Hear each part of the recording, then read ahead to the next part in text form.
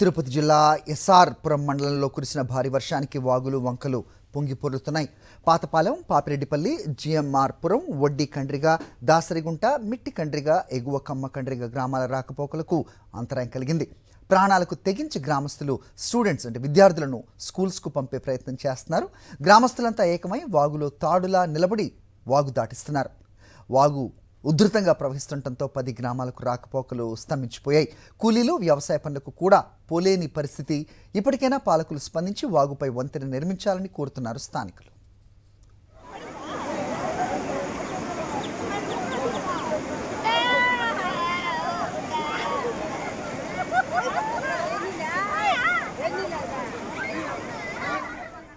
ఎస్ఆర్పురం మండలం, తిరుపతి జిల్లాలోని ఎస్ఆర్పురం మండలంలోని పరిస్థితి మనం చూస్తున్నాం.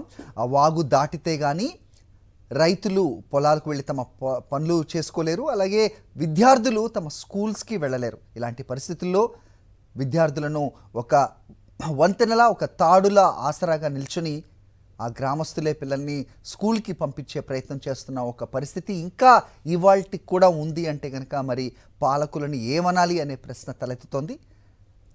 ఇప్పటికైనా ఒక వంతెన నిర్మించాలంటూ కూడా స్థానికులు కోరుతూ ఉన్నారు. భారీ వర్షాలు పడినప్పుడల్లా ఇదే పరిస్థితి నెలకొంటున్న క్రమంలో ఎంత రిస్క్తో కూడిన పరిస్థితితో మనకు తెలుస్తోంది. అక్కడ తాడులా నిల్చుని వాళ్ళైతే ఆసరగా ఉన్నారు, కానీ నిజంగా ఉధృతి పెరిగినట్లయితే కనుక వాళ్ళు కూడా దాన్ని ఆపే పరిస్థితి ఉండదు. ఇలాంటి సిచ్యువేషన్లో విద్యార్థులకు ఎంత రిస్కో అనేది ఆలోచించాల్సిన అవసరం ఉంది. అధికారులు ఈ విజువల్స్ చూసైనా వెంటనే అక్కడ వంతెన నిర్మాణానికి ప్రణాళిక రూపొందించాలని సాక్షి కూడా విజ్ఞప్తి చేస్తోంది.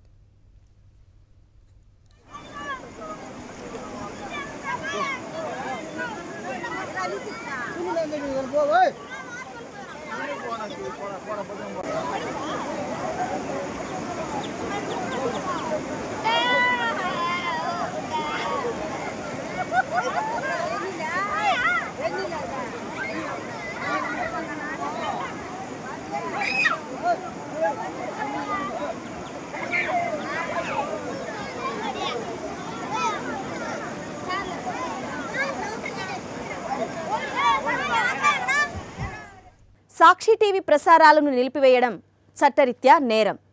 సాక్షి టీవీ ప్రసారాల కోసం మీ స్థానిక కేబుల్ ఆపరేటర్ని వెంటనే సంప్రదించండి. డిటిహెచ్లో, ఇంటర్నెట్లో కూడా సాక్షి టీవీ ప్రసారాలను వీక్షించవచ్చు.